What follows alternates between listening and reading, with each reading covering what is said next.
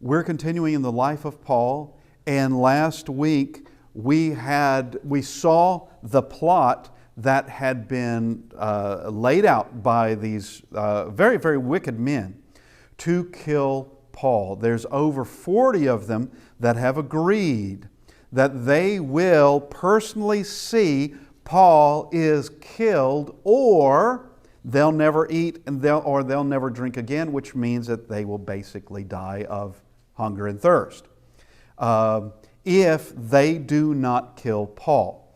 And they get the chief priests and the elders involved in this. They are not just bystanders or just those that know about the plot. They are going to be involved in the plot. And the plot is that these 40 some odd men, we don't know the exact number, we just know it's over 40 men, have agreed that they will kill Paul, but they have to have the setup. They have to have the opportunity to do it. Therefore, they need the help of the chief priests and the elders to talk to the commander, Lysias or Lysias. They have to talk to him and ask him to bring Paul back down for more questioning. And that sounds reasonable. That sounds reasonable, that they want to try this again. They tried it once and it turned out into a brawl in there among the Pharisees and the Sadducees, into this enormous debate and argument, and they almost tore Paul apart then. And suddenly the Pharisees were now defenders of Paul, but I don't think that lasted for very long. But the plot is made known by a boy who overhears the plot, and it just happens to be Paul's nephew. Paul's nephew goes to the barracks, tells Paul about it. Paul asks that a centurion take his nephew to see the commander. He tells the commander about it because all this is supposed to happen the next day. If the commander agreed to take Paul back to the council, that on the way there they would be attacked, and the target is Paul. And who else would be killed in the process but Roman soldiers and a Roman citizen who's under their protection. So we have an immediate change in where Paul is going to be staying. He's been in the barracks, staying protected in the barracks in Jerusalem, but the commander Claudius is going to send him away. And we ended last week with verse 22.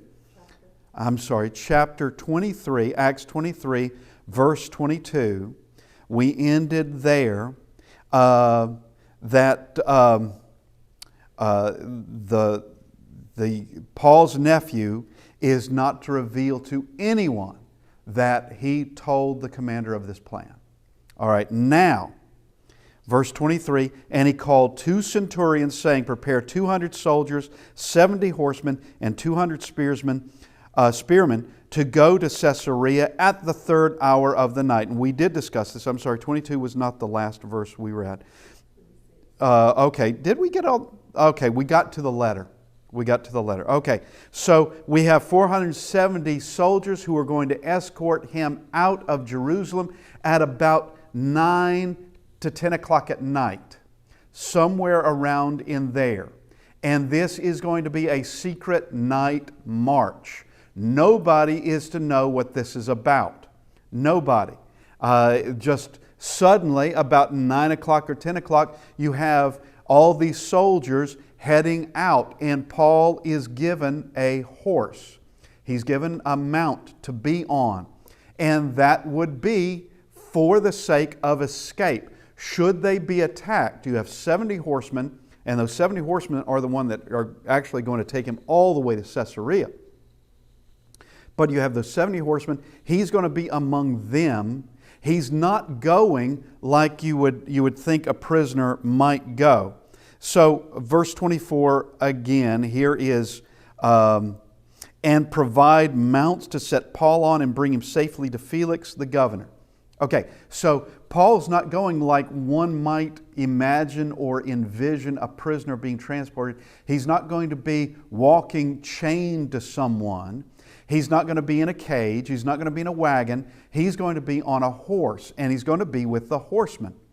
If they are attacked, he and the horsemen can escape very, very quickly.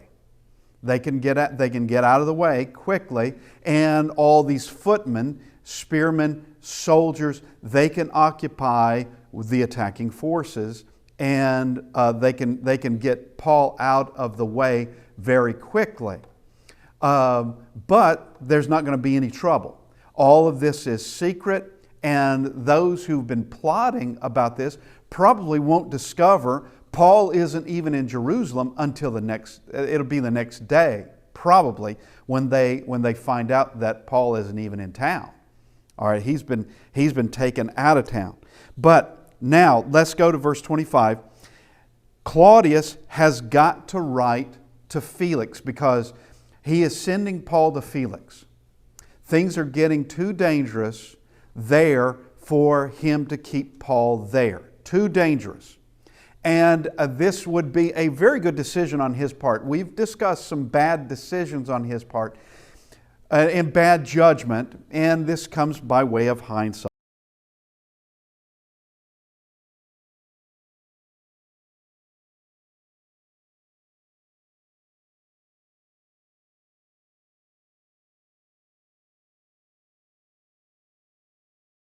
Because someone like Claudius can know, and we discussed this last week, someone like Claudius can know, if they're willing to attack Paul in the street with a Roman guards surrounding him, with a contingent around him, escorting him. If you have men in Jerusalem willing to do that, how far are they willing to go? Because that would bring about quite a problem for Jerusalem if they did that. Quite a problem. This is not the same as like a zealot murdering some Roman somewhere as an act of terrorism. This would be an all-out act of war against Rome. All right, if they're willing to do that, they might be willing to go up against the garrison, because the garrison is just an island surrounded by a city. That's what it is. So get Paul out for his sake, for the garrison's sake, and for the sake of keeping peace. Or get him out. Now, here we have the letter, verse 25. He wrote a letter in the following manner: Claudius Lysias. Now, this is Lysias. This is the first time we have known his name. We have not known his name until we come to verse 26. He is writing, and this is an official letter, and he has to tell Felix something. Why is there a Jewish man being brought to his care by 70 horsemen, and the prisoner himself is on a horse? Why all this? What's this about? And what evil has he done? He's got to tell him what the situation is. Why didn't you keep him in Jerusalem? He's telling him that. What am I supposed to do with him? He's telling him that. And that it's not a matter of just kicking this problem to the governor, that he would have, Claudius would have kept Paul there, except that it was going to, there were great risks in keeping Paul in Jerusalem, and Paul is a Roman citizen. Now, this is what he says. So it begins with basically, who's it from, who's it to, and greetings. Claudius Lysias, to the most excellent governor Felix, greetings. Now we get to what is this about. All right? This man was seized by the Jews and was about to be killed by them. Coming with the troops, I rescued him, having learned that he was a Roman. Now this is amusing to me. only in that we're going to get another perspective in the next chapter, where you have a man by the name of Tertullus, who gives a different perspective of Claudius coming in and with great violence took him away from us. All right, like, your man over there is out of control. We had every right to do what we wanted to do, and your man in Rome, he took this pernicious person, he took this problem away from us with great violence. Now, here he says, I rescued him, having learned that he was a Roman. Okay, that makes all the difference right there. It was bad enough that there's violence in the streets, but this is a Roman. That in the Roman Empire, there were levels of levels of society. That there were classes, and being a Roman citizen was the highest of those classes. The highest. And so they've got to protect him. It is their responsibility to protect him. Even if he is an offender and worthy of the death penalty. He did something worthy of death. They still have to protect him and then execute him, if that need be. Execute him in the lawful way. Not just allow people in the street to tear him to pieces or to beat him to death. Now verse 28, and when I wanted to know the reason they accused him, I brought him before their council. So here is Claudius, he is doing the reasonable thing. And I have called that a bad idea, but here he is showing his superior, the governor, that he has done his part. He has tried to work with the Jews. He's tried to do it. So this would work for his credit as far as the governor is concerned and Roman law is concerned. Now verse 29. I found out that he was accused concerning questions of their law, but had nothing to charge him deserving of death or chains. That it's a question of their law. And notice, he doesn't write down what that is because he doesn't even know what that is. He doesn't know how to put that down because it's not been made clear to him as to what it is. But he says there's nothing here that's deserving of death, or even that he's in chains, that he's even being held in jail.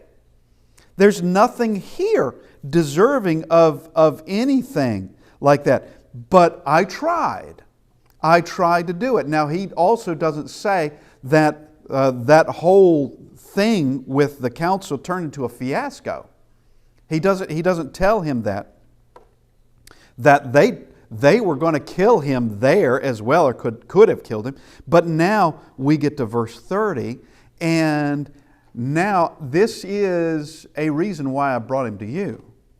And when it was told me that the Jews lay in wait for the man, I sent him immediately to you, and also commanded his accusers to state before you the charges against him. Farewell. So, according to this letter, now I said it's possible that the men, those plotters, did not know that Paul was out of town until he's out of town. But it's also that I can take Claudius at his word that actually he already told them.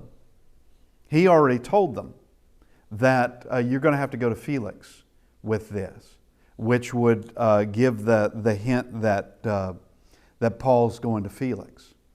But he's getting him out by way of a march, a very quick march out of Jerusalem. Okay, so we have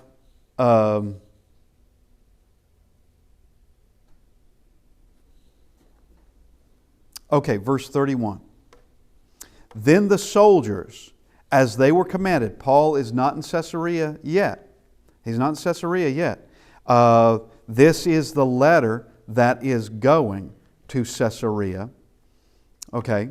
Then the soldiers, as they were commanded, took Paul and brought him by night to Antipatris. All right, so they're leaving around 9 o'clock to 10 o'clock at night. They have 470 men plus officers plus Paul. Paul is on a horse, and no doubt he is with the horsemen. No doubt. Because he's going to be staying, the horsemen are going to be staying with him all the way to Caesarea. The other men, the footmen, are not. But they have taken him by night to Antipatris. Now, Jerusalem to Antipatris is 40 miles. All right, that's a forced march. And they could get there. They're not going by a horse's gallop because you have footmen there. Everybody's got to be staying together. They've got to leave Jerusalem together and remain on the road together all the way till they get to Antipatris. They've got to, through the night. And like I said, this is going to be a forced march. That's a 40-mile walk. That's going to take, according to what I can find out concerning the speed of the Roman army, that they could have done that anywhere between 7 to 10 hours. They could have done that.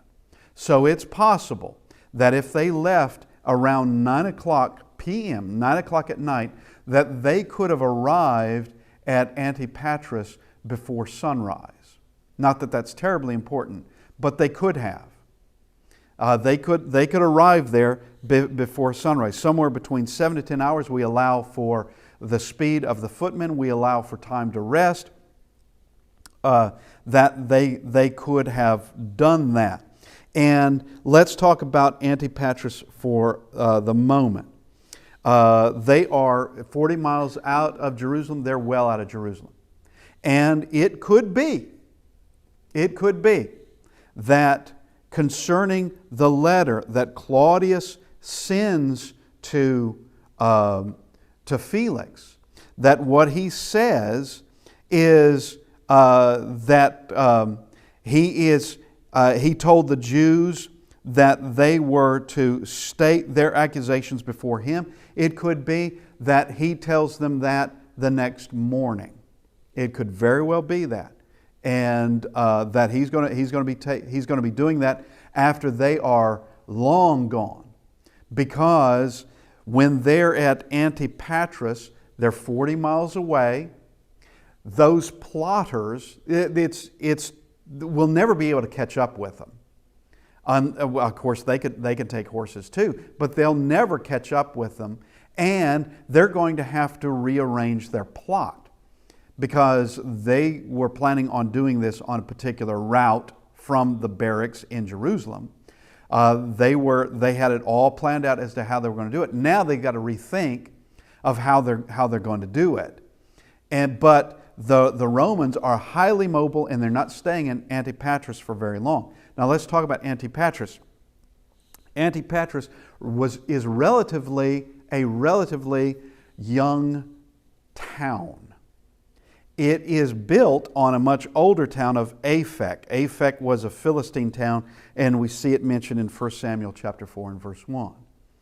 And this would be the events concerning that of Eli's sons, Hophni and Phinehas. And the Philistines are at Aphek. But Herod the Great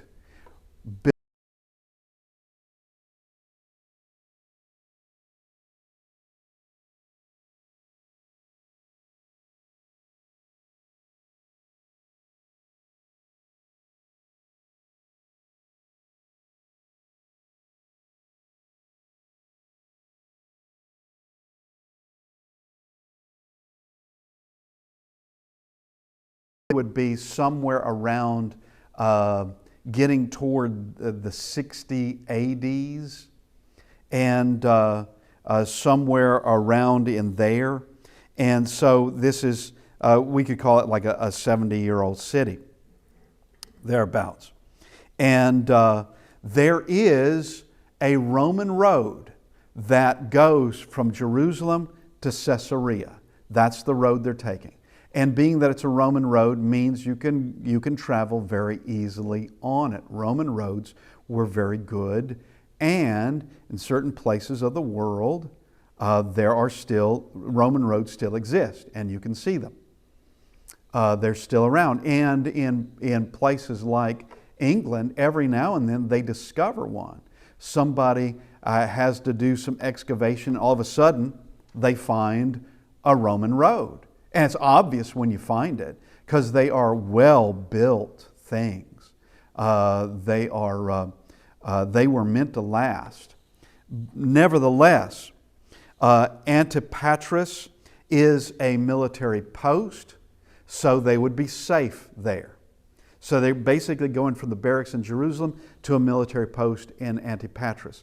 And they're traveling this Roman road, which will take them there quickly. This is northwest of Jerusalem, and it is very likely that Paul took this road when he came from Caesarea to Jerusalem, back in chapter 21.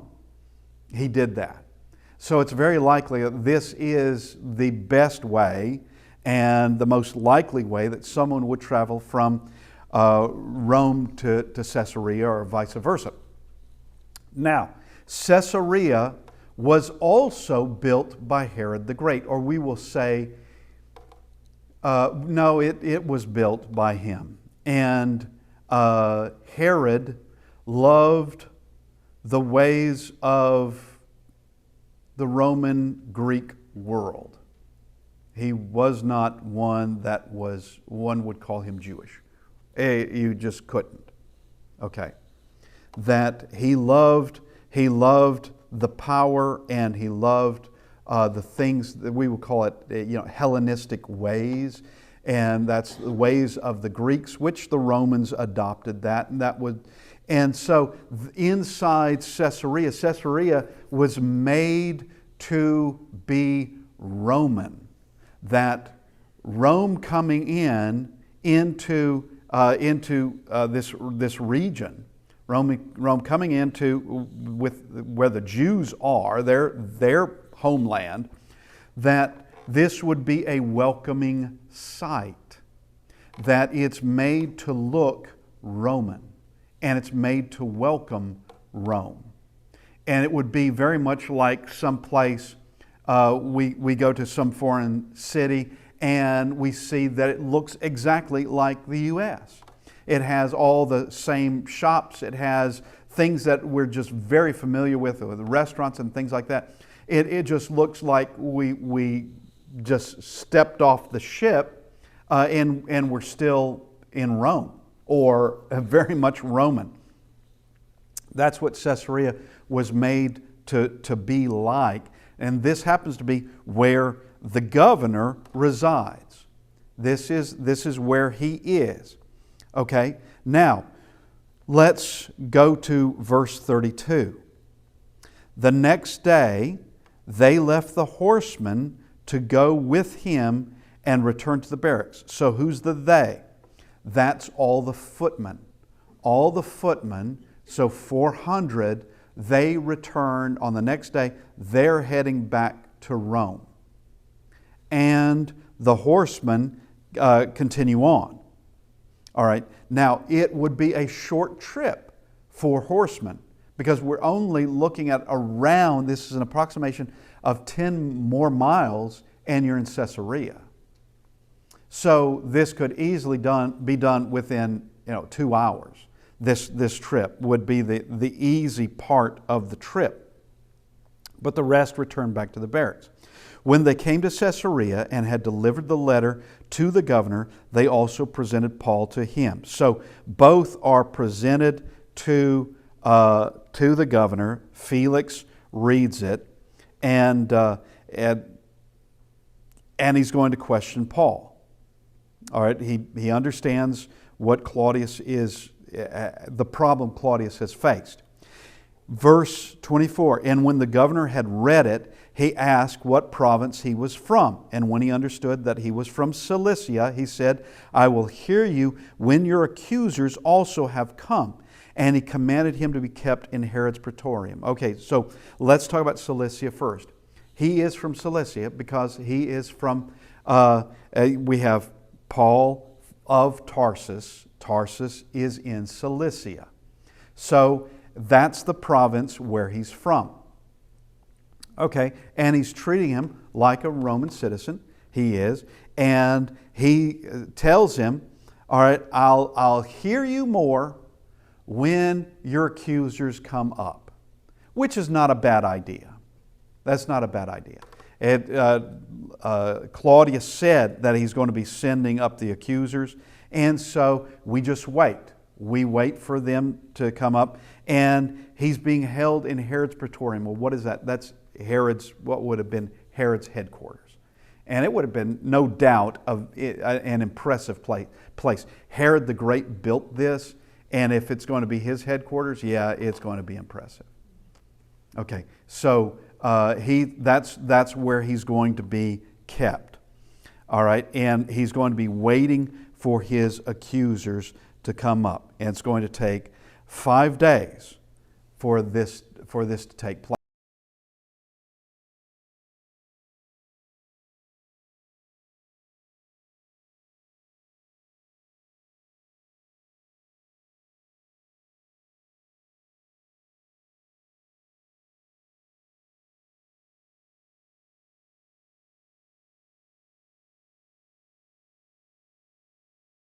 Beginning in verse 1. Now after 5 days, Ananias, the high priest, came down with the elders and a certain orator named Tertullus. Okay, so we've already met the attitude of Ananias, the high priest. He's the one that immediately, in the last little session, had Paul struck immediately after Paul just basically showed them great respect and kind of introduced his life. And just in the briefest sort of way, brethren and fathers, or actually it's men and brethren is what he says this time. I've lived in all good conscience before I got into this day. All right, well, this is the same Ananias here in chapter 24. He's coming up there with the elders, and they're coming with Tertullus, an orator. So they need someone who is going to be able to speak well and argue their case. Evidently, Ananias is not going to be able to do that too well. Or these elders aren't going to be able to do it so well as Tertullus can do it. And he gives a different perspective, which I've already made mention.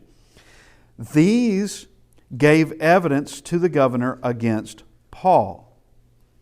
This is what they did. In verse 2, and when he was called upon, Tertullus began his accusation, saying, see that through you, and this is the first part of this, now this is why they bring him. He is very eloquent, and he starts off giving lots of praise. That's where he starts. Seeing that through you we enjoy great peace and prosperity is brought to this nation by your foresight. You have done that. Now, that would be very interesting to see what Tertullus would say if he were surrounded, if he knew there was a crowd of zealots around him.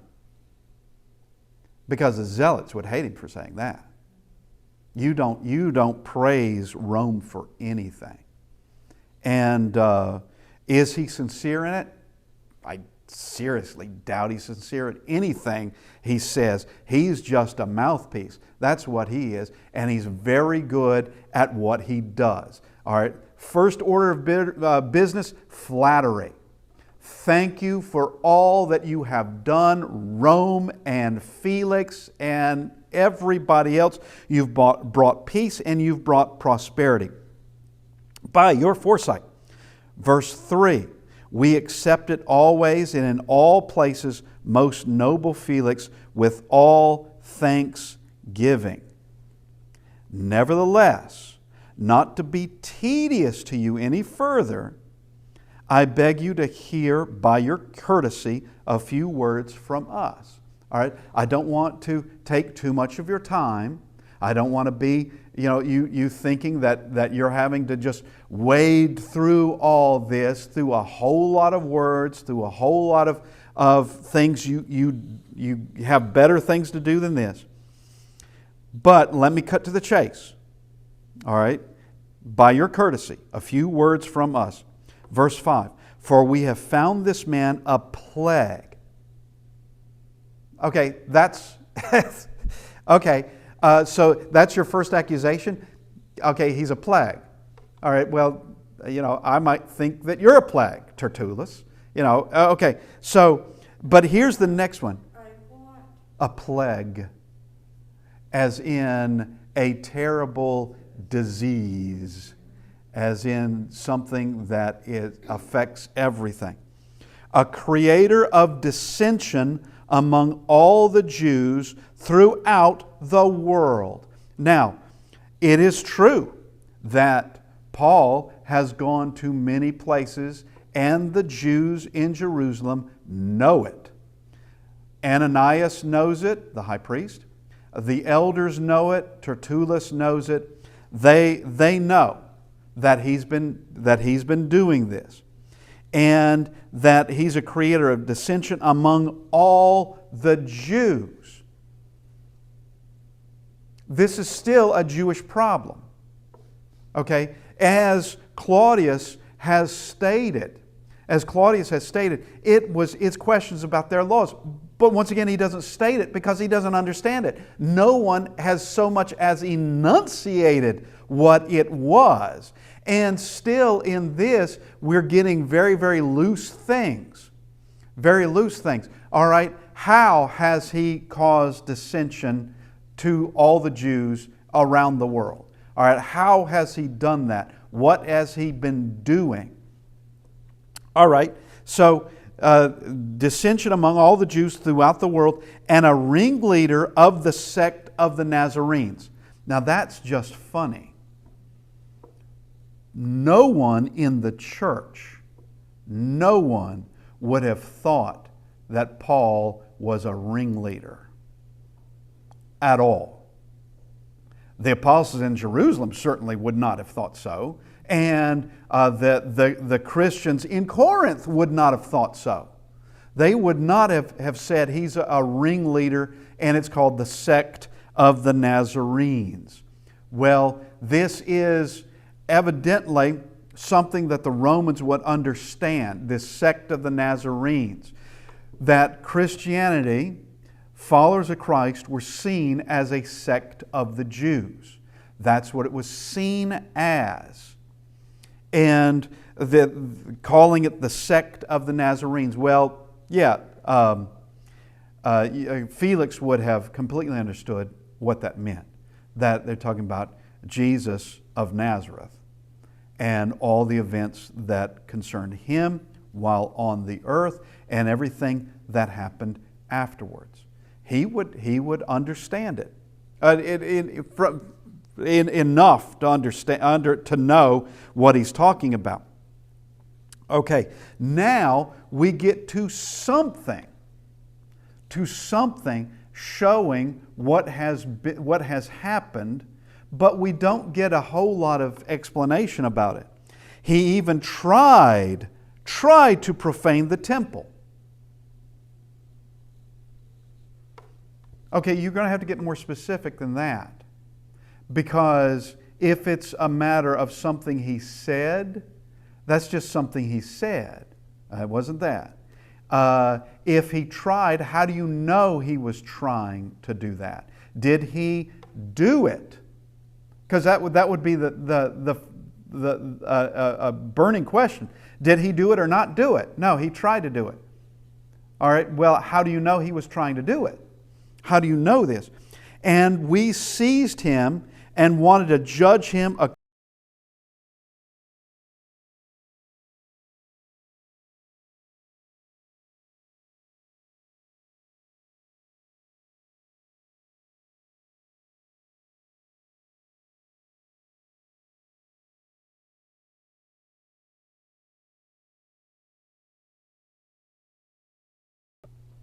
Okay, you've got to prove that intent.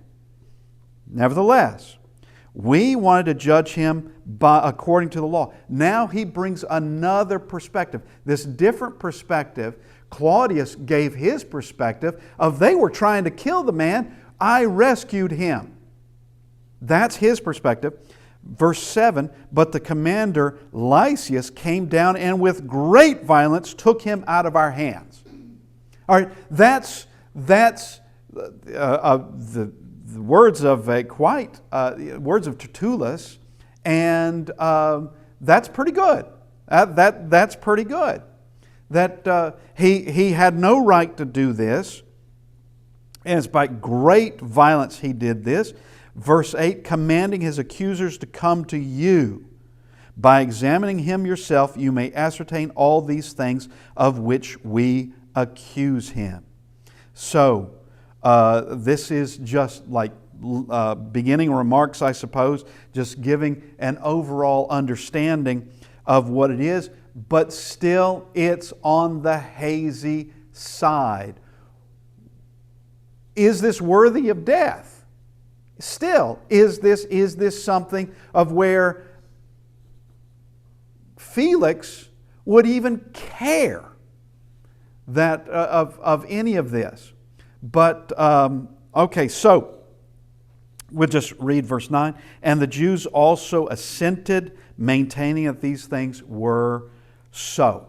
All right, so all those with Tertullus agreed, yeah, this is what happened.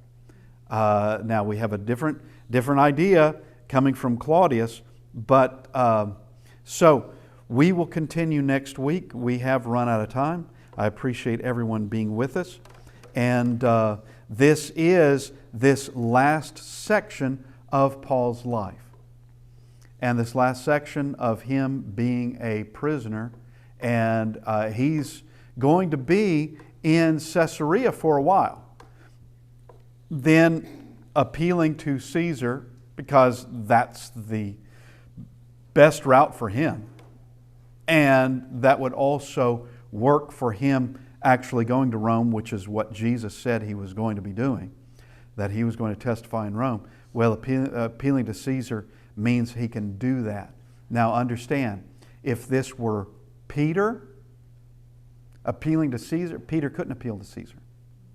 He couldn't do it. Nor could John, nor could any of the other apostles, because they weren't Roman citizens. They couldn't do that. They would be up to what the Romans wanted to do. Someone like Felix or Claudius wanted to do with them there.